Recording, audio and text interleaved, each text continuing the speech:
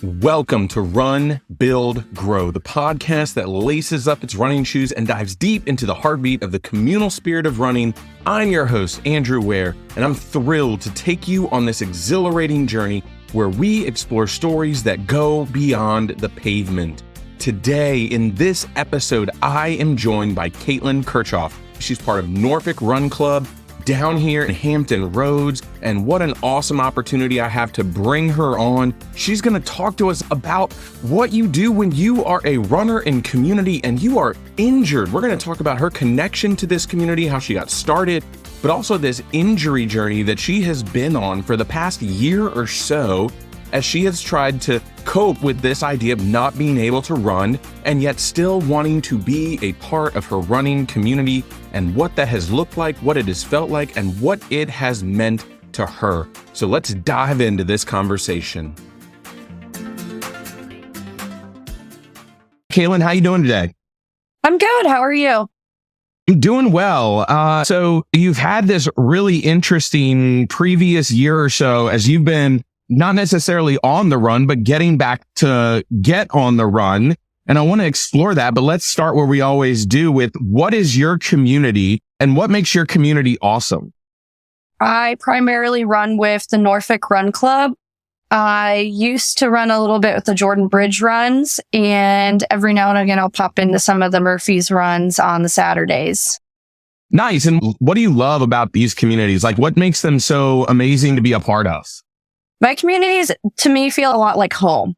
I moved here in 2019, so as an adult, it's not quite as easy to make friends, but every community that I've run with, whether it's NERC or Norfolk Run Club or the Jordan Bridge people or any other group for that matter, I've found a home and a bunch of people that I can relate to on more than one different levels.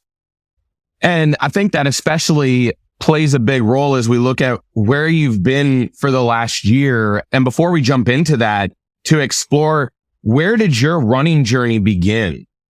So long story short, I was a college student, again, for the second time, continuing my education to become a physical therapist assistant. I was holding down 4 jobs and I was struggling big time with my mental health just due to being busy and having all of those responsibilities and trying to make ends meet. So on a whim, decided that I needed to dedicate more time to me and focus on my well-being instead of everything else around me in the universe. So I signed up for my first half marathon, which was the Rock and Roll half marathon in Virginia Beach. And that was even before I moved here. And I trained all summer, and that was just a dedicated, I need to focus on me time. So it went from me trying to get healthy, exercise, get outside a little bit, to totally falling in love to not only running in races and training, but the community here in Hampton Roads. And honestly, the running community that I've experienced being an out of towner, just coming down here for Shamrock and Rock and Roll, was one of the big reasons that I actually came down here. I feel supported by the community, and I was able to find friendships that honestly I'll never forget and mean the world to me being here. So I made the move and I continued to show up, train, and then I've made friendships. And fortunately, our idea of bonding is going on a long run together and talking. So it just kind of became a big staple in my life versus just the I need to do this to stay healthy. And now it's, this is my life. These are my people. And this is what connects me in this area. And so that really starts to take a step as you start getting involved in a lot of these different groups. So what sort of community do you find when you take it from I'm doing Shamrock and Rock and Roll, living in a different community, and then moving here to this area and starting to find community through run clubs? What does that look like for you? I mean, I was between jobs. So like I had just finished my PTA program. I had any options. I could take my board exam in any state, and I chose here. It just felt like home to me. Like being here, surrounding myself with the running community, seeing the people cheer and standing on the sidelines, no matter how fast or how slow you are. the community service that they all provide. It just felt like the whole picture that I'd been missing my whole life. So coming here was an easy choice. Not only, I had a pretty cool setup with my living situation and I had all the availability in the world to go anywhere, but I've always felt a sense of connection here. And I decided to chase that down and I have not looked back. Yeah. And so you start to get, yourself involved in this community. Like you mentioned, you work in physical therapy. What happens when the person who's helping runners has their own sort of struggles? And I think that that's one of the things that connected us to get us on together. It's one of the reasons you reached out to me. So can you take us back to what your injury was, what you did, and how that sort of begun this journey of struggling, not with running, but struggling in where your place is in the community, what you're doing in this community? Because I think for a lot of runners, when they get injured, they really begin to kind of question that sense of space. So what happened? Can you walk us through that story? Yeah. How far back do you want me to go? On and off, like little things that have only put me out a couple of weeks, but the big thing was this year. Yeah, I think that a lot of runners can empathize with the little injuries that take you out, whether it's, maybe a little bit of tendonitis, something, even when it flares up that you have to sit out for a few weeks. But what is this big injury that happens that really sidelines you for like a good amount of time? So I started to experience some pain in my quad. In October, I ran the Chicago Marathon, raced it, and then I paced a friend for the Marine Corps Marathon. Was not planned that way. I had to defer from the previous year due to just a tendonitis type of injury. So I decided to take the Marine Corps a little bit easy, have some fun, see the sights, and try to help out a friend. And so I did not plan to run 2 races, but I did. Went great. But I started to have some knee pain right before my Marine Corps race. And my physical therapist was awesome. He's like, could be like a little bit of this. So just try like some single leg wall sits right before, load up that knee, and then it should feel better, which it did. I got through the race, had the most fun, took some time off like we all do after a major race, and then started to train again for the upcoming spring season, just kind of build back my base. And that knee pain came back, and it came back with a vengeance. And it started as knee pain, and then I was kind of pushing through it, but noticed I was limping. So I was limping most before run. I would warm up like a mile or two. Limp would go away. But if I'd stop at a stop sign or as soon as I was done running, that limp would come back. Didn't really know why. I was just limping. And sometimes our body can do that if there's an underlying injury, even if you don't experience a ton of pain. So I had started to have some suspicions of what was going on. And then I ended up trying to run, gave it a week, whole rest for a week or two. And then I went back and my entire quad cramped up. Fortunately, I work in the field I do, and I was kind of talking to my coworkers about what was going on. And one of my coworkers is like, let's try a couple of tests. She ran a few tests on me and she instantly had some concerns for a stress fracture. So went to the doctor. Stress fractures typically don't show up on x-rays, and mine did. So I went for an MRI, which confirmed I have a femoral shaft stress fracture. So what did that immediately mean? Obviously, you had to stop running, right? Medical side of this, sure, a lot of doctors automatically, 4 to 6 weeks without running, without oftentimes even putting any pressure on it. So what did this immediately mean for you beyond just the idea of, okay, I'm probably not running for like at least a month or two? So with my other injuries, I've been told like, hey, take a couple weeks off, rest. And so it's kind of been more of an annoyance because I'm like, oh man, I got this race, or oh man, like, what am I going to do? Run club, or like hanging out with my friends in the way capacity. Sometimes we'll run together. So those have all been more of an annoyance, and it started out that way. It's like, oh man, this is like an annoyance. Like I got these plans. Like this is the way I hang out with some of my people, connect with my community. And then my doctor was like, oh no, like you're not just not running. You're not doing anything. So I had to go on crutches for 6 full weeks. Nothing. I even asked if I could do like leg raises or bridges. Nothing. I couldn't ride a bike. Like absolutely no physical activity for 6 weeks. what did that mean for your interaction with the running community at that time? When you have these 4 to 6 weeks where you're not running, what were your interactions with the running community? Were you going to your run clubs? Were you going to races? What were you doing? I went into a panic and a spiral with my diagnosis because a lot of us runners, running is an identity to us. And it is my identity is I am a runner. This is my community. And the brakes just slammed. I was like, well, this is who I am. How is this going to work? Like, I was in a spiral. Like, I can't go to run club. I can't do these activities. I can't do these races because I was like kind of toying with a couple different out of town races and traveling to visit people to do them.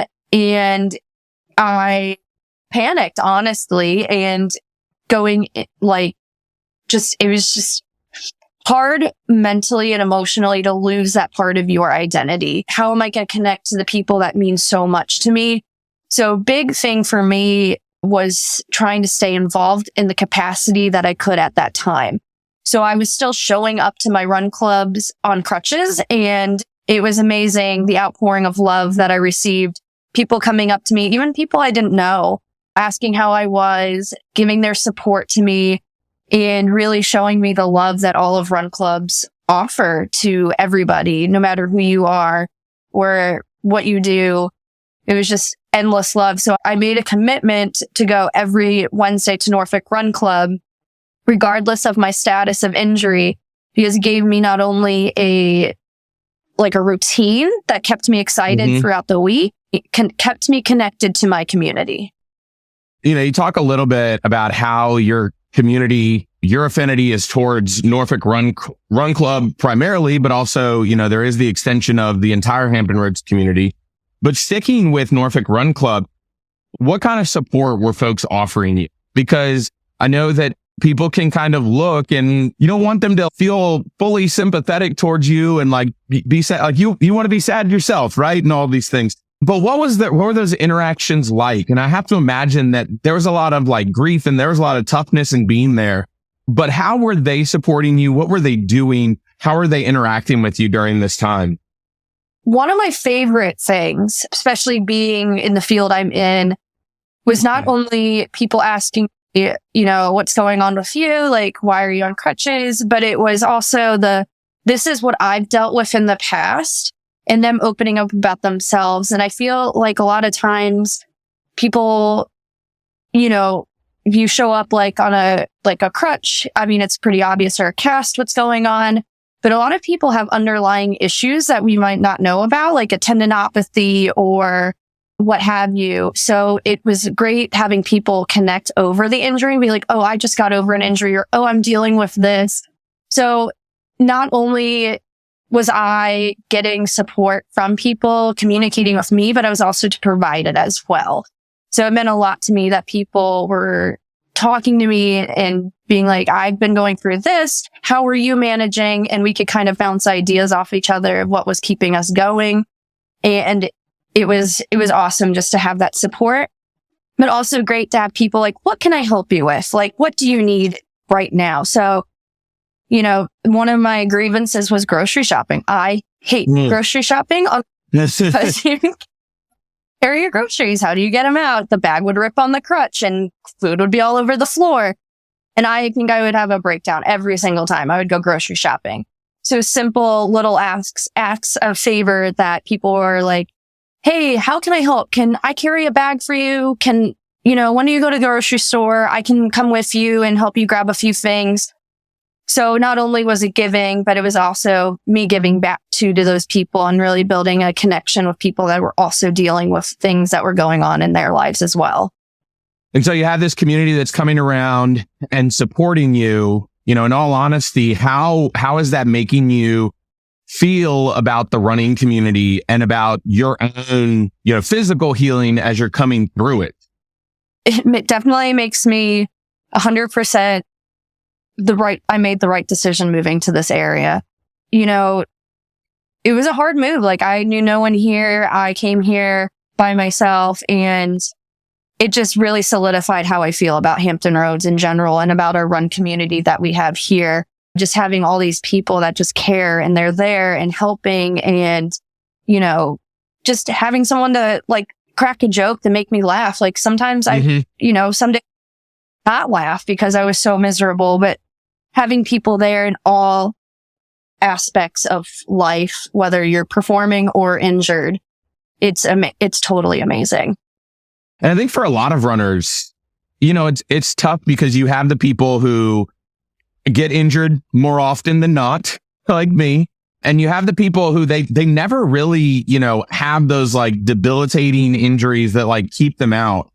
And yet I do think there is this sense of community within running of knowing, like you said earlier, this is like, it's so attached to our identities in a lot of different ways that there's at least that feeling of people empathizing with, man, I can't imagine if I couldn't run how I would feel. And so as you're making your progress back and you're coming back, maybe we'll move from that 4 to 6 weeks of no running as hopefully, you started to wean off the crutches and begin to walk and begin to do PT and begin to do, get back into that shape. What are these other ways moving from your run club as being very emotionally supportive? How do they then move, to continue the emotional support, but then to move for physical support as well? Are they offering to walk with you, offering to jog with you? Are they there as a part of that recovery journey beyond just, the emotional support of cracking jokes or even just offering to help take you to the store? What's that physical recovery that they're helping you with as well? Yeah, it's been great. I've met a lot of people that are also dealing with their own injuries in different capacities. And I actually made a new friend in the last couple of weeks that is also having an injury, and her and I would walk together during a run club as soon as I was cleared to actually walk. And it was nice having someone to talk to, and she probably felt the same way, that she had someone to talk to and build new relationships with people. So I did a lot of walking. I've been capable of riding my bike a little bit, and I been very big on, having, if you can bring your bike too, we'll ride together. So, people have been doing all the above. Like I've had if I've had people to walk with, there's people there regardless of what I can and can't do. And I think as someone who works in the field of physical therapy, it might be, I hope in a lot of respects, it's not a different answer than a lot of folks would get, but especially as one who works in the PT field, and especially one who has now received this sense of support, what has it meant for you as you've recovered, as you look at this community? You talk about this friend who is in the midst of her injury, and what have you learned in this injury time that you're now offering to others, that you're now offering to that person as they're going through their difficult situations where they're experiencing their own now highs and lows? Oh, so much. I've learned this injury has been the worst injury I've had, but I've learned the most from it. And I have very much been humbled from this injury. And I understand how it feels to feel isolated at this point, to feel like sometimes I get a little teary-eyed talking about this. That's understandable. To feel alone and to feel like you're going through this alone, but the community was able to give back to me in such a big way that I know how that feels now. And I'm trying to provide that to people I see around me as well that are also going through it. Or if someone's like, hey, I know you work in this field and I'm having this, can you help me? I'm more willing to be like, okay, let's, I've always been willing every time anyone's ever asked me a question. But really taking the time to really help them and guide them back. With my knowledge of the physical therapy component, but also the mental, emotional component of, feeling alone or being devastated about an upcoming race or whatever it is, trying to be there for them, both emotionally and physically. Do you think from the physical side that there is a lot that's neglected in the emotional aspects of being injured, especially as people who are prone to just going full on into a physical activity sport? Yeah, I mean, I've learned a lot during this injury. A lot of us like to do it for the Strava. And, we want to throw up good numbers and good paces and stuff. And I've learned a lot from this very humbling injury that I'm going to be focusing myself more on going into zone 2 type of training, like lower heart rates, slower paces. Because the faster you get, the more intensity you provide to your runs, the more impact is going for your legs and stuff. So you can almost imagine if you're running as fast as you can all the time or running higher paces and your heart rate's a little bit higher, you're going to be putting more stress on the body. So trying to taper that back down and be like, you know what? Like, I don't care what I look like. I don't care if I can't keep up with people. Like, I'm doing this for me and to stay healthy. And another big thing that I've been exploring a lot about, not only intensity and that type of stuff, is nutrition. I think that was like a big thing that might have contributed to my injury itself. So I've been really big on trying to promote just positive thinking towards our food and how much we need. And I know in my line of field, I work in pediatrics, and we see a lot of young girls with stress fractures and, boys too, of course. But my passion project is becoming this year is trying to build a community that supports young athletes, especially young boys and girls, teaching them like nutrition is important. You need to eat to regrow, to grow, to perform, versus, there's can be such a negative appearance with running where, you feel like you have to look a certain way or you do a certain thing, and just trying to promote positive emotions and feeling towards, body image, and, you need to fueling appropriately to prevent these long lasting injuries that can affect you for months or even for a lifetime.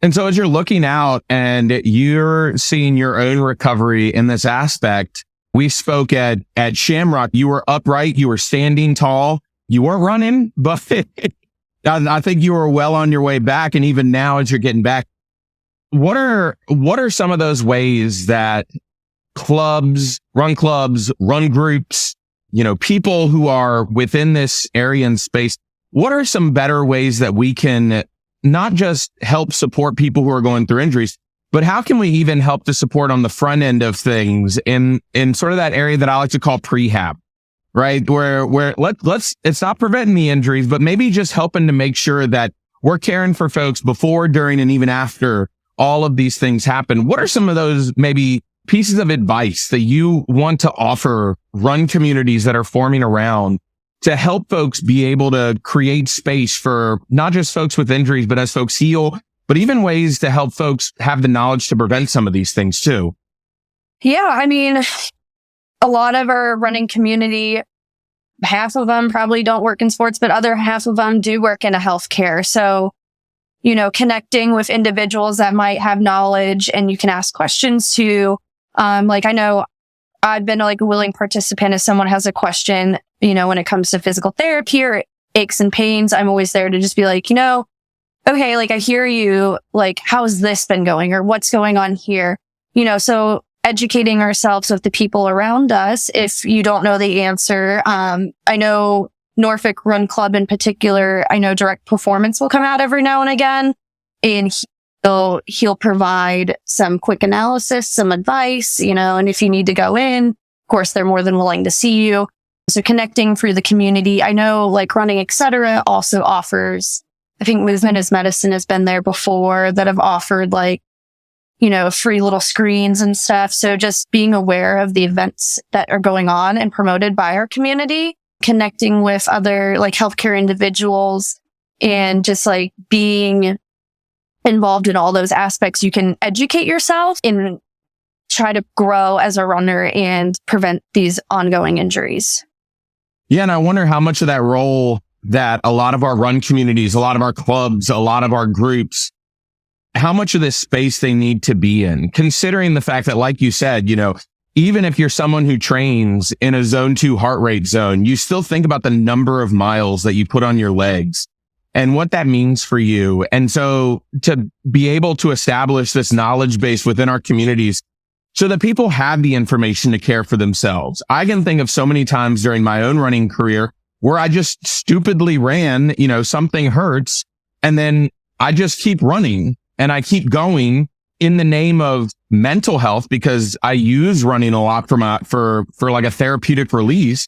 But also just because, I enjoy running and I don't want to stop running. And whenever I have to stop running, it irritates me. And so that knowledge base, I think, like you're talking about, it really helps to build and establish for folks to know and understand their own body and when their own body hurts. But then I love this concept of it happening within these groups, within these clubs of, whether it is running, et cetera. Listeners will remember John Lamagna coming on and talking about all the stuff they do there.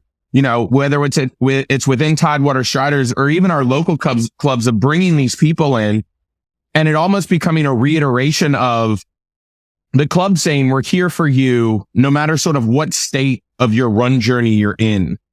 And I think that listeners can hear from your journey as you're recovering from this injury, and hearing from your knowledge in the field of physical therapy, of medicine, of healthcare, to be able to say that the more knowledge that we have in this space, I think the smarter it makes our communities, because not only are we aware of when our own bodies are hurting or attune when someone else tells me that someone's hurting, but also that it's not it doesn't need to be a scary thing where the person needs to feel exiled, but where we want to be able to welcome them in, and even in a lot of ways, like bring them closer so that they know they're a special part of the community. I remember last year when I hyperextended my knee, one of the greatest things was J&A reaching out to me and asking, even though that I'm injured, if I'd be willing to volunteer at races, and I'd be willing to help out with a lot of these things. And just the amount of support that you get through that, of people bringing you in closer. So you have, you've been through those 4 to 6 weeks. Like we said, I haven't seen you on crutches lately. I think you burned them, right? I hope. What does running look like for you now, here in May of 2024? It is not going. Itching to get back. I'm still, ironically, J&A also emailed me today. So I got to look at those dates and see if I can get some volunteering going there. But, I just started deceleration training. So that's a positive step. Strength training, I'm in the gym. I'm taking classes. I'm hoping in the next 2 to 3 weeks, I'll be a walk to jog program. But for the time being, as I'm just putting in the work and, staying connected with my community has been a big thing. So just working hard and hoping the harder I work, the faster I can get back. Or even if I don't get back any faster, the more stable I'll be going back into my running career. And what role do goals play in that? I think that's the next big question that people ask when they come back from injury, because I think the mindset that we can get ourselves into is, I am quote unquote fully healed, fully recovered. I feel 100%, and now I need to go and do X. And I think for a lot of us, that might not actually be feasible. And so what role are goals playing in your recovery? And when I say goals, I just mean anything. What is this idea of looking towards things, and how are you assessing what you are looking towards in your running journey? Oh, I love goals. I love that they're so dynamic. They're set in stone, and it gives you something to look forward to at the end of the day. So, every part of my journey this past year has been, okay, I'm here. What's my goal for here? And then when I check mark that, I'm like, okay, now I'm here. What's my goal for here? So it's always evolving and always changing. So it always gives you something to look forward to, no matter what your goal is, whether it's qualifying for Boston or, running your first 5K and just finishing, or like running, I have a really good friend, lives in Pennsylvania, but, one of his big goals was to be able to run a half marathon without walking. So every goal can, is there to help make us psych, to help us train, but also to give us something. And once we reach there, we can create a new goal, and they can be different for every single person at every single ability level. So it's really awesome, to just keep in mind where you are physically, whether it's you're on crutches right now or you've never run a 5K in your life, you can be like, my goal is to run one or run one, or, I want to I want to run my first 5K without taking a walk break, or whatever it is that you can build one based on where you are in life. And now I remember when I had my ACL surgery, one of the first things they asked me when I popped back in, or when I got into physical therapy, they give you, what are the short range goals? Like, what do you hope to accomplish in the time that we're together? And you asked those when I had my peroneal tendonitis. And then, but also, what are the long-term goals? So, I think a lot of us can imagine that a lot of your short-term goals focus in around, getting back to walk jog, getting back to a full run program. What are some longer-term goals that you'd like to reach as you continue this recovery process? So I think a big thing for me has been, I've been so focused on racing and getting PRs and stuff. So of course I'm going to have those goals. I want to get back and run another marathon and just go out there and crush it. But I've got some other new goals too. And I think for such a long time that my goals were so focused on performance that I forgot a lot about, maybe some more personal goals. So some of my personal goals going back into it is I love giving back to the community. The community's already given so much to me. I hope to get pacing. I really want to get involved there. I love pacing. I love getting people to those goals. I love being a provider to get them to their goals, whether it's, again, getting a certain time at a race or being like, I don't want to walk, and just encouraging someone for the entire race. So my goal is to get more involved in that aspect, volunteer more. And I spoke a little earlier about my passion project, working with youth athletes. I'm hoping especially promote positive well-being and really promoting, everybody is a runner's body. It doesn't matter who you are, or what you do, how many miles you do, or if you only run once a week, you're still a runner at the end of the day. And just promoting that, just overall well-being, especially in youth when they're such in a vulnerable stage of life, and, bringing awareness to this is what you need. And this is, don't feel guilty about, the nutrition you need, or, having someone to look up to is going to be really important for me. So it's kind of like a passion project of mine to try to get that off the ground and running eventually.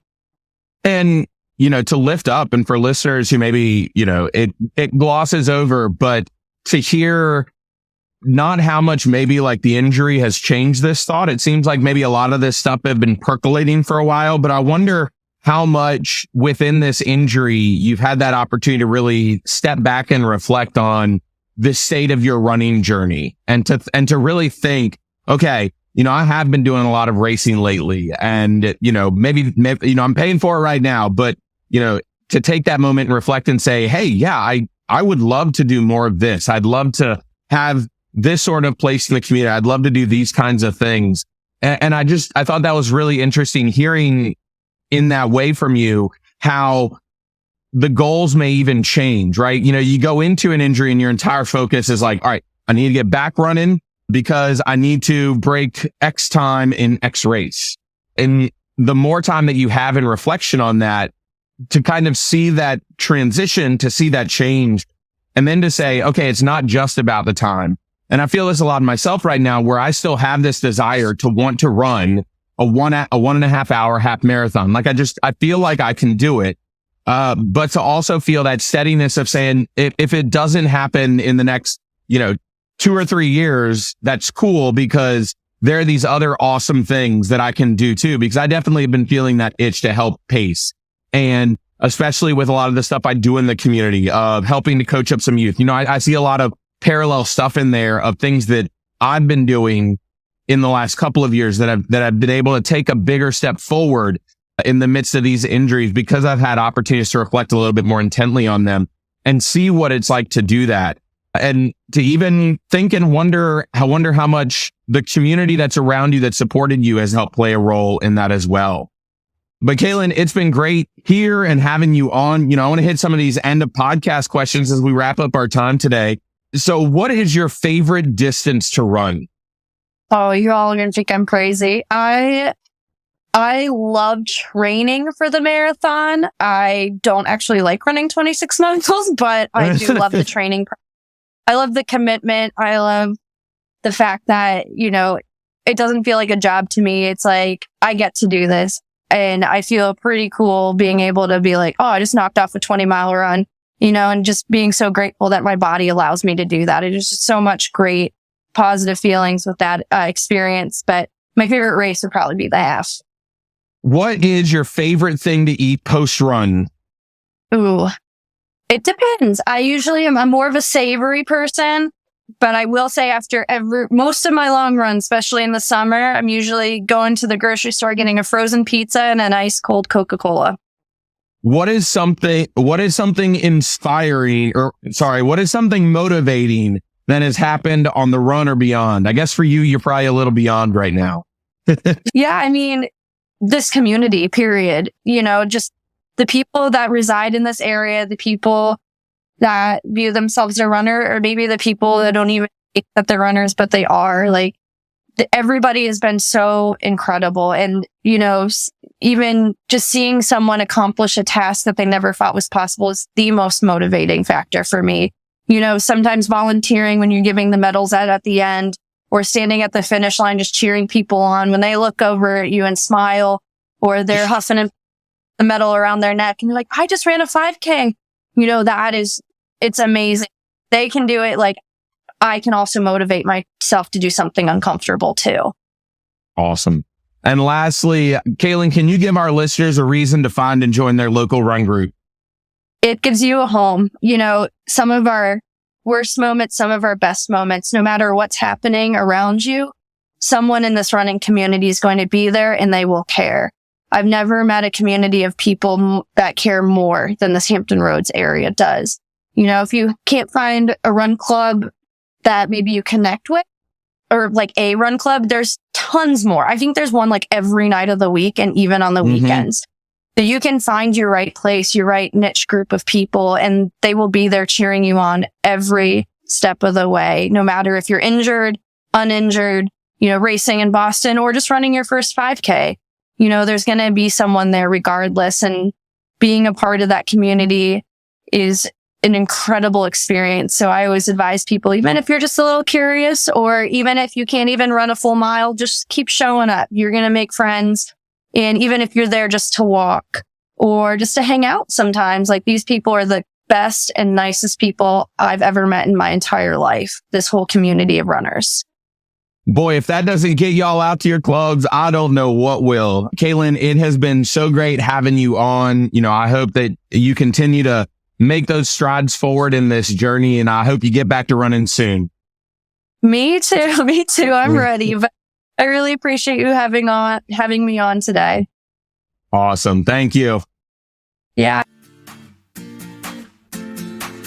Gosh, what an awesome episode. I so much enjoyed talking to Caitlin, hearing about her journey, everything that she has been going through, especially in this last year, as she has worked to recover from this injury. If this is your first episode, if you joined us here to listen to Caitlin's story, go back and listen to some of these other episodes that we've had come through the Run, Build, Grow podcast, because this is just the tip of the iceberg. And to learn and hear Caitlin's story, but then to hear how others in this running space are helping to build community. It's such a great and amazing thing to be happening, and for us to continue to learn how we can be better community together and what it looks like for us to help one another, to be there for one another as fellow runners, as fellow journey people on this run journey. And so make sure to check that out. Listen to those other episodes. Make sure to follow and subscribe to this podcast on your favorite podcast listening app. If you're